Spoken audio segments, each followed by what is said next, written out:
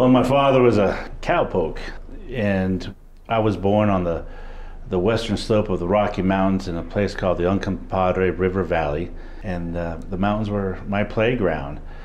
He got tired of being cold and wet, and he's probably the most determined man I know, and he decided to go to medical school.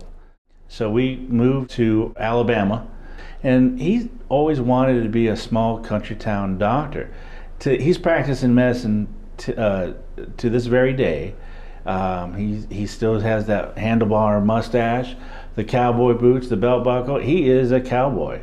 And after graduating high school, I wanted to join the Army. Always loved my country and wanted to serve. My grandfather, who survived a D-Day in Normandy, he also fought in the Battle of the Bulge, visiting a friend of his from his hometown. He got a couple of Silver Stars, 4 Purple Hearts, and I really admired my grandfather, and so that's what drove me into the military. So this was your dad's dad? Yeah, he was his biological father. It's funny because my father did not know him until I was 15 years old. Really? So after World War II, post-traumatic stress, and my grandfather, a Jewish man, put my father up for adoption.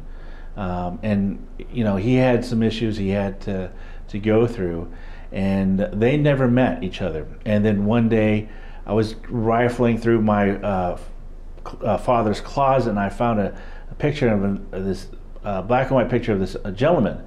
I was like, well, that's weird. Why is this in my dad's sock drawer? And I asked my mother, who's this? And she's, oh, that's your grandfather. And so I tracked him down, found him in North Dakota, and called him up. And 2 days later, he shows up to my front door. Oh, no. My father and grandfather meet for each other for the first time. No, and you witnessed all this? Oh, yeah. Yeah. He didn't call you, he came to Alabama. Yeah, he came. We all reconnected, and it was wonderful. All right, so that gets you started in the Army. Yes. So you go down and sign up at the recruiting office? That's right. I'm what's called a 3-time volunteer. The first time I volunteered to be in the infantry, and then I volunteered once again. I raised my hand and volunteered to go airborne. And then one day the instructors came by and said, we lost some soldiers in Mogadishu, some Rangers, and they're looking to refill some of the ranks. Does anybody want to volunteer? And no one raised their hand, but I did. And we went through assessment, and 20 of us graduated, and I was assigned to the 75th Ranger Regiment. How difficult was that experience? Because they say it's not for the faint of heart. When I think about it, it's like, oh my gosh, my bones must have been made out of rubber. I remember marching with a rucksack and sleeping while I'm walking. I mean, just some of the crazy things. It was very, very difficult. All right, so then you finished the training, and now what's your first assignment?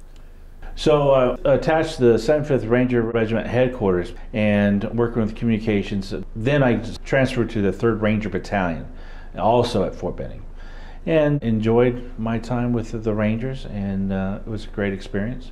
And then I went into the 2nd Infantry Division shortly after, and was in the mountains between North and South Korea on the DMZ for a year. I thought I was in the best physical shape you could possibly be at that time and age. Because you're how old? In my early 20s. Okay, all right. But when you put a loaded combat ruck on your back and you're going up and down those mountains, nothing prepares you for that. And so when I got done for doing that for a year, and that's all we did was do patrols, looking for North Korean soldiers that might have came across. On the DMZ. On the DMZ.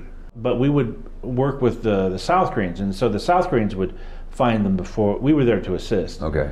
All right, so you finish up in Korea. And then my final year was in Fort Lewis, Washington, with the Tropical Lightning Division. And it was really fun because I got to do a lot of testing of new equipment for the infantry. And so I would always be deployed and carry a bunch of spare batteries for new gadgets. We would have a lens, and it would be connected to a GPS, so you could see where suspected enemy might be or where friendlies were. We were testing out the new Javelin missile system at the time. I remember the lens itself was like $30,000. So it was fun, and a little different from normal. And at some point you meet your wife. I remember getting out of the military, and I was at the stop sign for 30 minutes and didn't know if I was going to go left or right. I ended up going to Mexico. I just drove down to Mexico because I didn't speak Spanish. My mother, who is Mexican, we never learned Spanish at home. My older brother is mentally handicapped. The doctor said learn one language so it won't confuse him. Okay. So I said, well, I never learned Spanish, so I'll go learn Spanish. And so I went down to Mexico. With no place in particular to go? Nope, just I know south, I'll go south.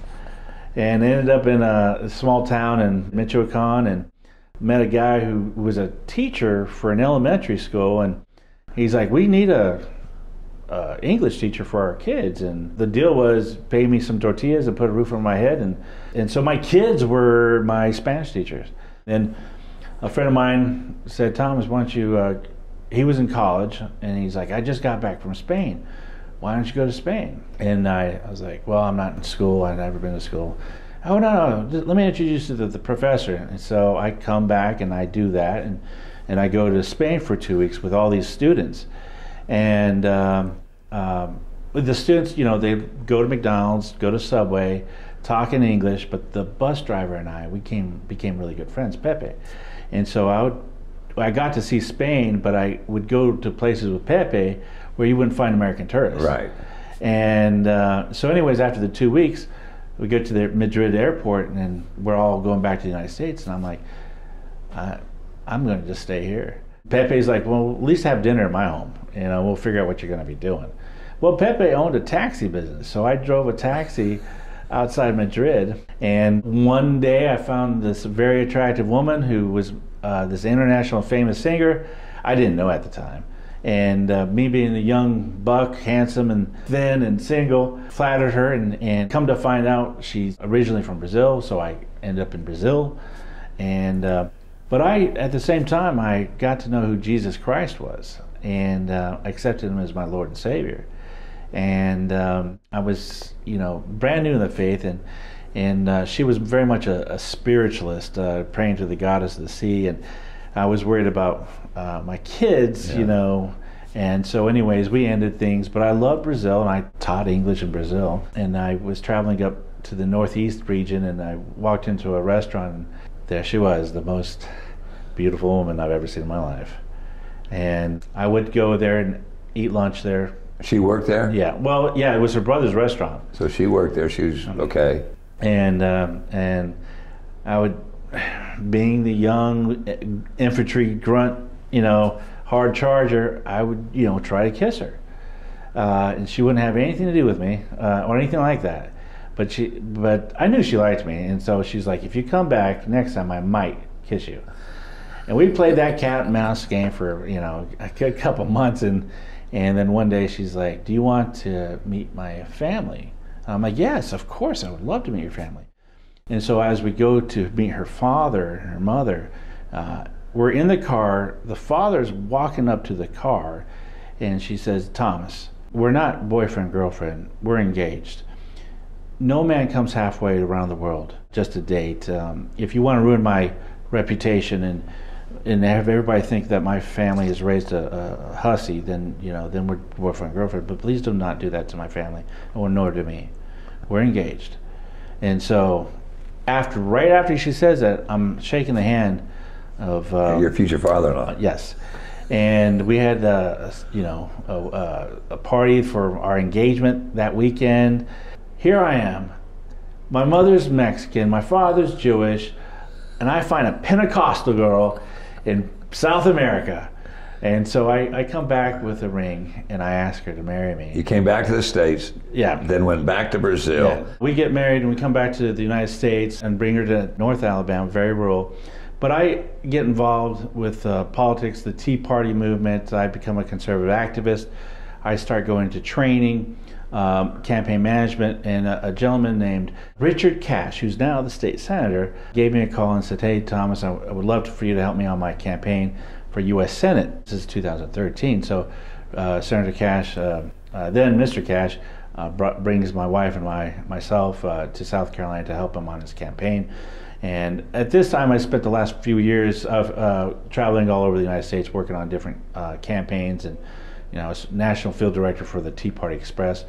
But when you are married and having babies, it's a toll. So after that campaign, I walk away from politics, go work for Prisma Health, and you stay in the upstate, though. I stay. I love of all the places I've been to across the country, world. Yes, and the world, I choose to raise my family, my kids, in South Carolina. So after you leave politics, you have to make a living. Yes. So what do you end up doing? My first position was with a nonprofit organization, and then I get a job in the corporate world with Prisma Health, and then I become a real estate agent.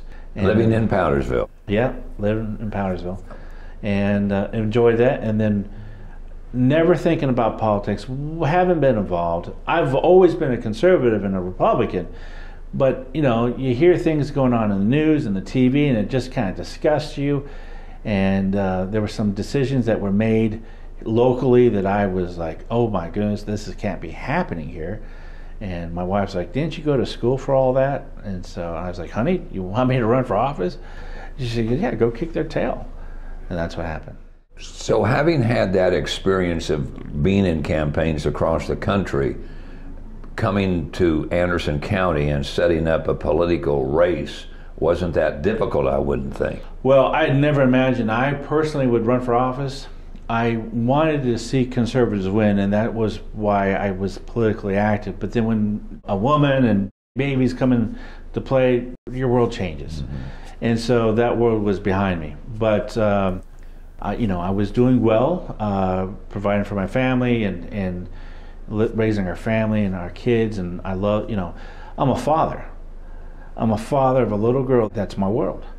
And if you're going to do something that risks her happiness, her well-being, and same with other girls here, I'm going to fight.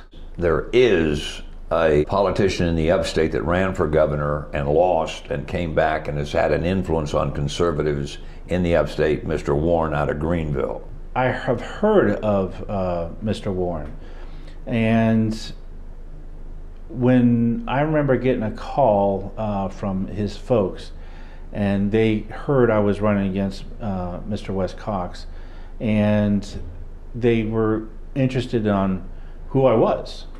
And so I told them who I was and why I was running. I mean, super simple, not complicated. And they said, well, we really want a conservative to win. We'll see, we'll be in touch in the near future.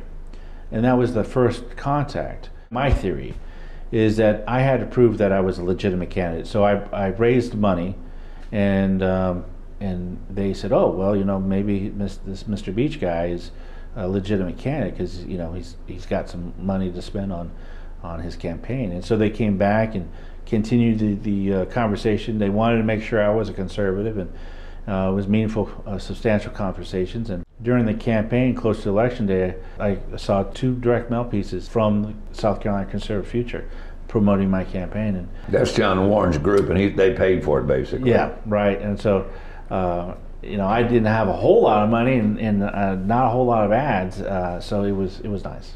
What is your goal going to Columbia, and how are you going to govern on behalf of the constituencies up there? I will be the most predictable lawmaker that I believe any South Carolina citizen will ever meet. And why I say that is because of my personal held belief on what the role of government is.